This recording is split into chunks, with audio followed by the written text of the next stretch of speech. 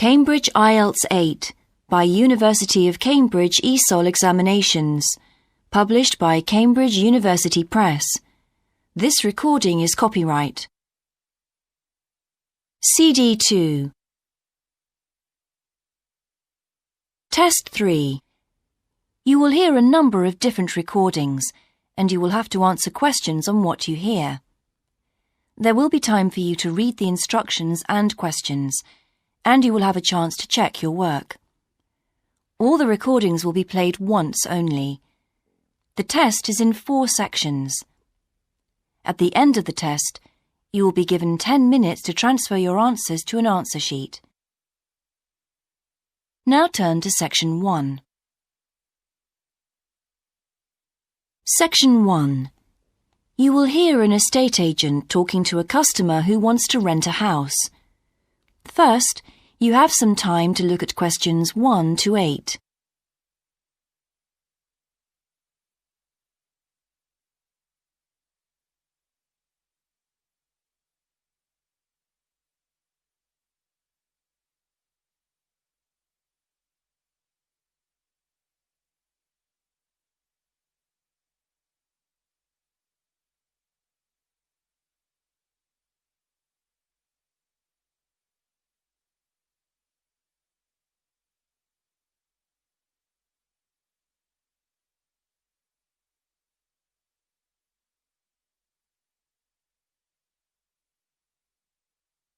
You will see that there is an example that has been done for you. On this occasion only, the conversation relating to this will be played first. Good morning. How can I help you? Hello. I'm interested in renting a house somewhere in the town. Right. Could I have your name, please? Yes, it's Stephen Godfrey. And tell me how many bedrooms you're looking for. Well, we'd need 4 because I'm going to share the house with 3 friends.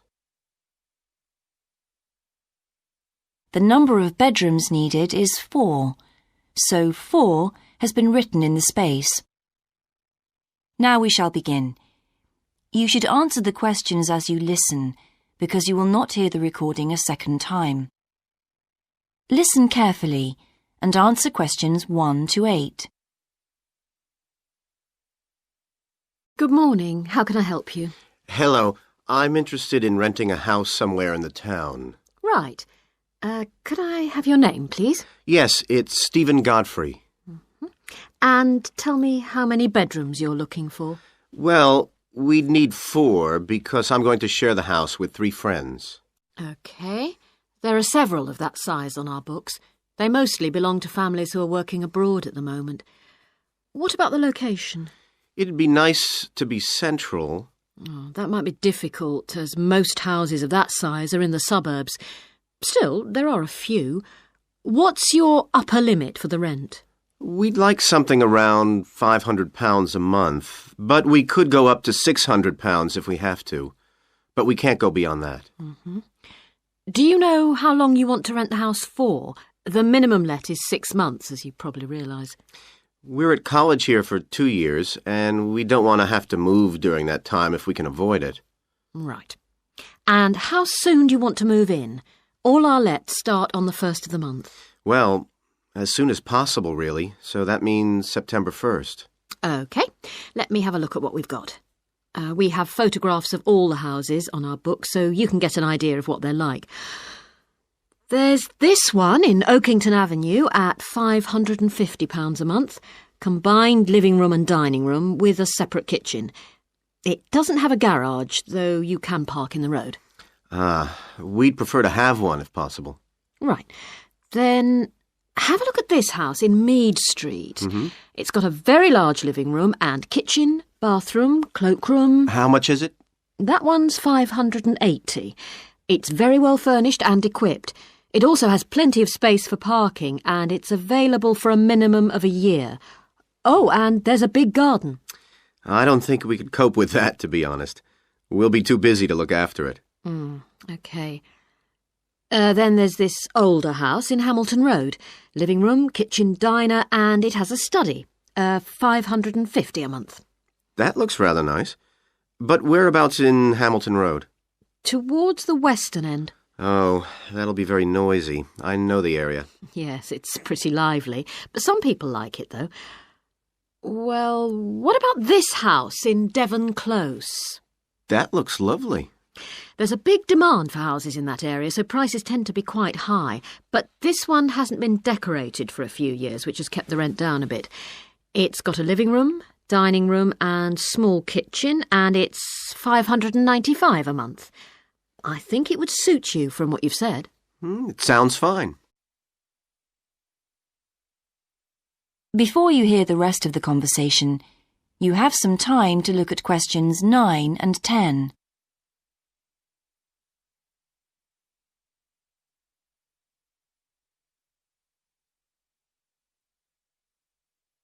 Now listen and answer questions 9 and 10. Why is that part of town so popular?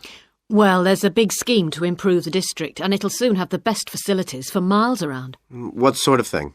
There's a big sports centre under construction, which will be very impressive when it's finished. In fact, the swimming pool's already opened, ahead of schedule, and it's attracting a lot of people. What about cinemas? Are there any in the area? The only one closed down last year, and it's now in the process of being converted into a film museum. The local people are trying to get a new cinema added to the scheme. I think I heard something about a plan to replace the existing concert hall with a larger one. Ah, that's due to start next year. Well, it sounds an interesting area to live in. Could I go and see the house, please? Yes, of course. That is the end of section 1. You now have half a minute to check your answers.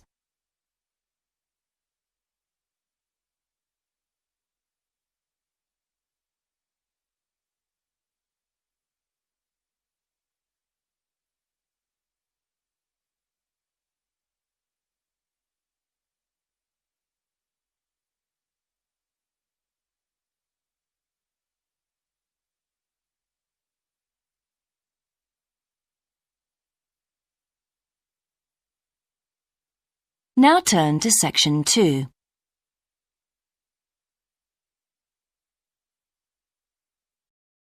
Section 2. You will hear a man talking on the radio about a national arts centre. First, you have some time to look at questions 11 to 16.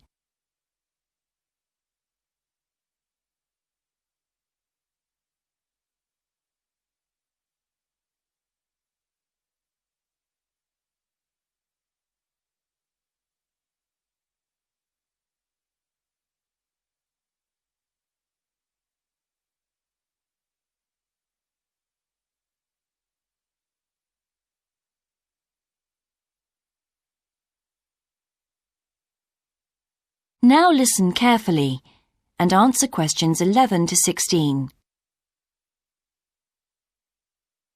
Hello, and welcome to Focus on the Arts. I'm your host, Dave Green, and this is your very own local radio programme. Every Friday evening, we put the spotlight on different arts and culture facilities and look at the shows and events that are on offer in the coming week. And today, the focus is on the National Arts Centre. Now, if you don't already know it yourself, I'm sure you've all heard of it. It's famous throughout the world as one of the major venues for classical music. But did you know that it's actually much more than just a place to hear concerts? The centre itself is a huge complex that caters for a great range of arts. Under a single roof it houses concert rooms, theatres, cinemas, art galleries and a wonderful public library, as well as service facilities including 3 restaurants and a bookshop. So, at any one time, the choice of entertainment there is simply enormous. So, how did they manage to build such a big arts complex right in the heart of the city? Well, the area was completely destroyed by bombs during the war in 1940. So the opportunity was taken to create a cultural centre that would be what they called the city's gift to the nation. Of course, it took a while for such a big project to get started, but it was planned in the 60s, built in the 70s, and eventually opened to the public in 1983. Ever since then, it has proved to be a great success. It's not privately owned, like many arts centres, but is still in public hands, It's run by the City Council. Both our National Symphony Orchestra and National Theatre Company were involved in the planning of the project, and they're now based there, giving regular performances every week. And as the centre is open 363 days of the year, there are plenty of performances to choose from. Before you hear the rest of the broadcast, you have some time to look at questions 17 to 20.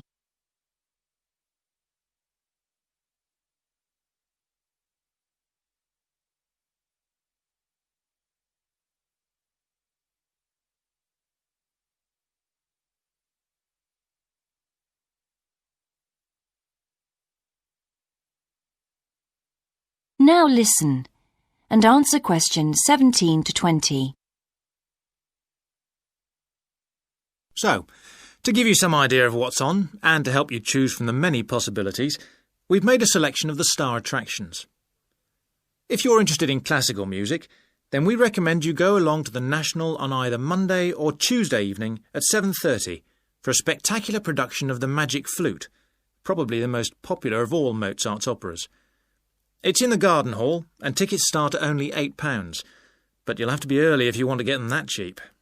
And remember, it's only on for those 2 evenings. For those more interested in the cinema, you might like to see the new Canadian film, which is showing on Wednesday evening at 8 p.m. in Cinema 2, and that's called 3 Lives. It's had fantastic reviews, and tickets cost just £4.50, which is a reduction on the usual price of £5.50. So, it's really good value, especially for such a great movie. But you can see the centre's main attraction at the weekend, because on Saturday and Sunday, 11 a.m. to 10 p.m, they're showing a wonderful new exhibition that hasn't been seen anywhere else in Europe yet. It's a collection of Chinese art called Faces of China. That's in Gallery 1, and it has some really fascinating paintings and sculptures by leading artists from all over China. And the good news is that it's completely free, so don't miss it. So why not go along to the National Arts Centre next week for one or all of these great events? And you can always pick up a programme and check out all the other performances and exhibitions on offer, or coming soon, on almost every day of the year. Next week, we'll be looking at the new Museum of Science. That is the end of section 2. You now have half a minute to check your answers.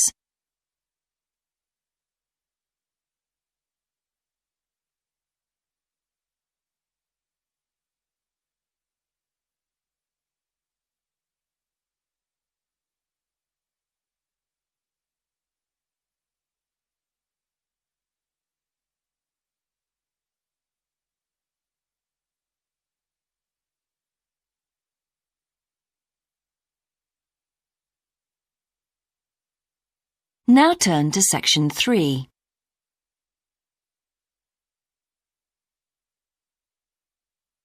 Section 3. You will hear a university tutor and a new student called Paul discussing Paul's work experience and Latin American Studies course. First, you have some time to look at questions 21 to 26.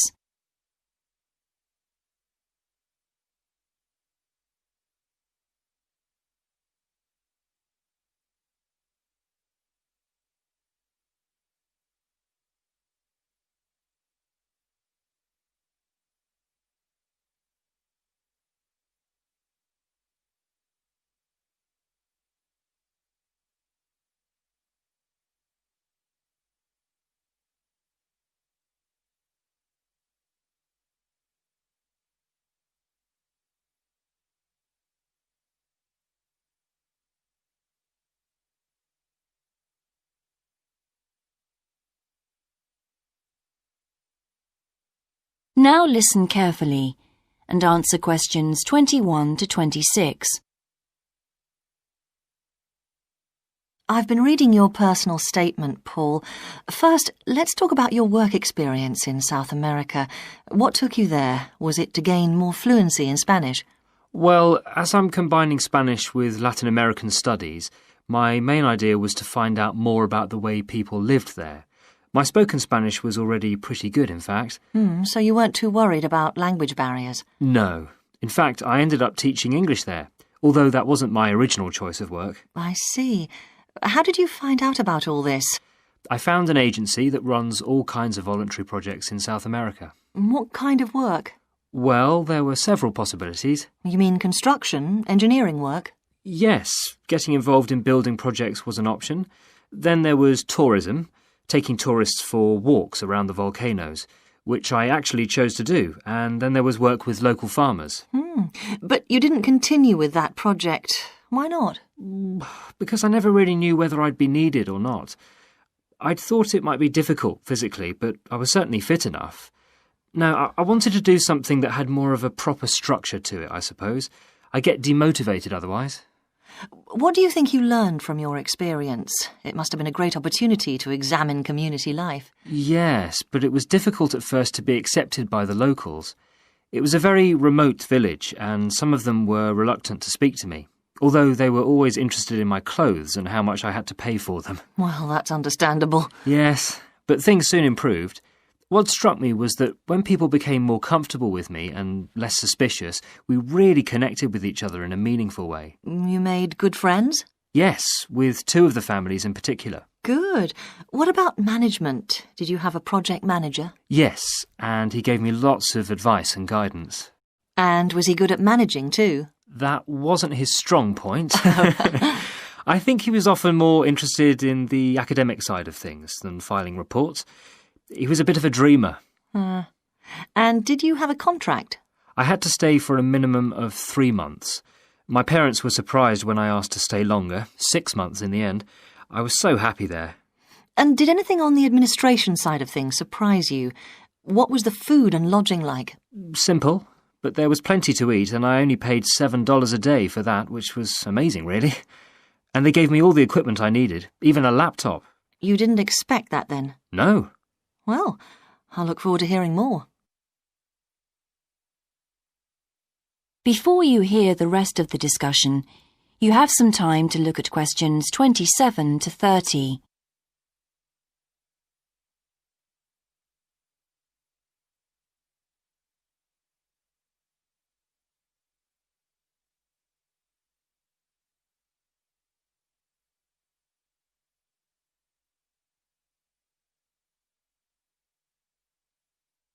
Now listen and answer questions 27 to 30. But now let's look at these modules. You'll need to start thinking about which ones you'll definitely want to study. The first one here is Gender Studies in Latin America. It looks at how gender analysis is reconfiguring civil society in Latin America. Women are increasingly occupying positions in government and in other elected leadership positions in Latin America. I think you'd find it interesting. If it was to do with people in the villages rather than those in the public sphere, I would. OK. What about second language acquisition? Do you think I'd find that useful? Well, you've had some practical experience in the field. I think it would be. I hadn't thought about that. I'll put that down as a definite then. OK. What about Indigenous women's lives? That sounds appropriate. I thought so too, but I looked at last year's exam questions and that changed my mind. Don't judge the value of the course on that. Maybe talk to some other students first, and we can talk about it again later. OK. Yes, and lastly, will you sign up for Portuguese lessons? My Spanish is good, so would I find that module easy?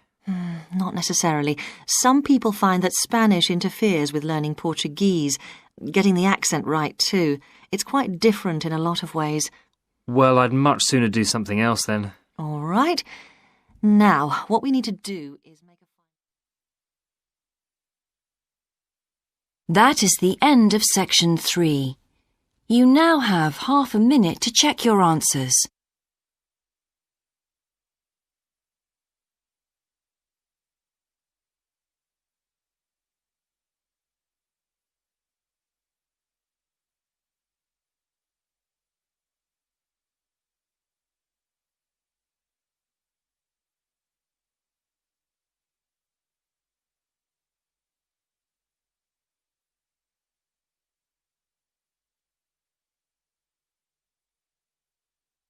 Now turn to section 4.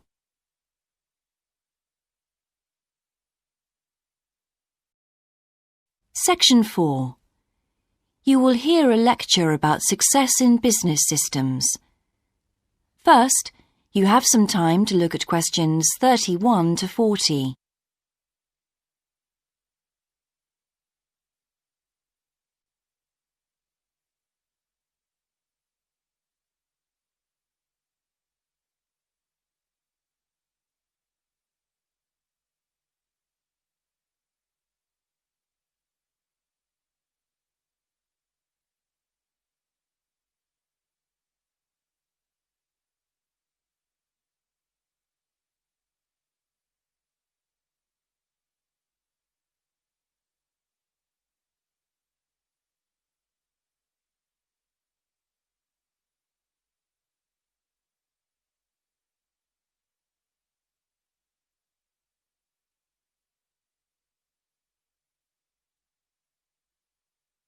Now listen carefully and answer questions 31 to 40.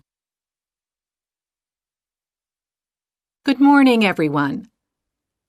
In the last few lectures, I've been dealing with business finance, but now I'm going to move on to business systems. And in today's lecture, I'm going to talk about what can go wrong when businesses try to copy their own best practices. Once a business has successfully introduced a new process, managing a branch bank, say, or selling a new product, the parent organization naturally wants to repeat that success and capture it, if possible, on a bigger scale. The goal, then, is to utilize existing knowledge and not to generate new knowledge. It's a less glamorous activity than pure innovation, but it actually happens more often, as a matter of fact. However, surprisingly, getting things right the second time is not necessarily any simpler than it was the first time. Now, there's been a lot of research into how companies can repeat their previous successes, and it certainly hasn't been confined to the United States. It seems that most large industries are trying to repeat their own successes and manage the knowledge they've acquired. But even so, it has been shown that the overwhelming majority of attempts fail. A host of studies confirm this, covering a wide range of business settings: branch banks, retail stores, real estate agencies, factories, call centers, to name but a few. So why do so few managers get things right the second or third time? Let's consider one reason for failure: placing too much trust in the people who are running the successful operation, the experts, shall we say. Managers who want to apply existing knowledge typically start off by going to an expert, such as the person who designed and is running a successful department store, and picking their brains. Now, this approach can be used if you want to gain a rough understanding of a particular system, or understand smaller, isolated problems. The trouble is, even the expert doesn't fully grasp the whole thing, because when it comes to complex systems, the individual components of the process are interwoven with one another. The expert never has complete access to the necessary information. And the situation's complicated even further by the fact that experts are usually not aware of their own ignorance. The ignorance can take various forms. For instance, a lot of details of the system are invisible to managers. Some may be difficult to describe, learned on the job, and well known by workers, perhaps, but impossible to describe in a way that's helpful. And there are some things that people know or do that they're not even aware of.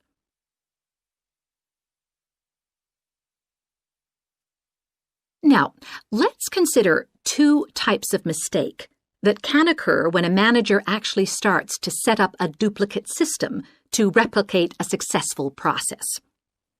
Firstly, perhaps he forgets that he was just trying to copy another process and starts trying to improve on it. Another mistake is trying to use the best parts of various different systems in the hope of creating the perfect combination. Unfortunately, attempts like these usually turn out to be misguided and lead to problems. Why? Well, for various reasons. Perhaps there weren't really any advantages after all, because the information wasn't accurate. Or perhaps the business settings weren't really comparable. More typically, the advantages are real enough, but there are also disadvantages that have been overlooked. For example, the modifications might compromise safety in some way. So, what's the solution? Well, I don't intend to suggest that it's easy to get things right the second time. It's not. But the underlying problem has more to do with attitudes than the actual difficulty of the task, and there are ways of getting it right. These involve adjusting attitudes, first of all. Being more realistic and cautious, really.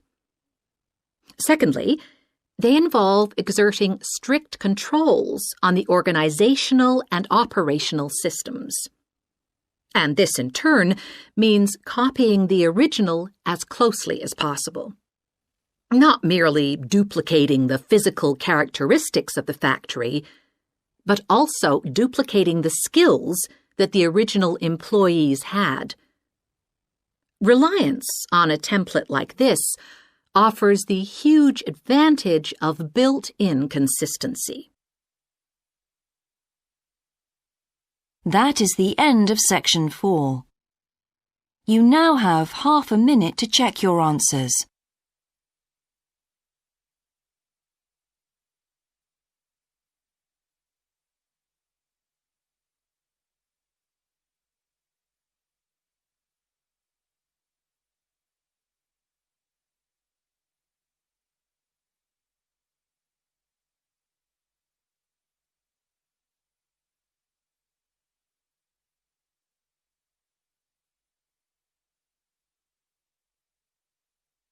That is the end of the listening test. In the IELTS test, you would now have 10 minutes to transfer your answers to the answer sheet.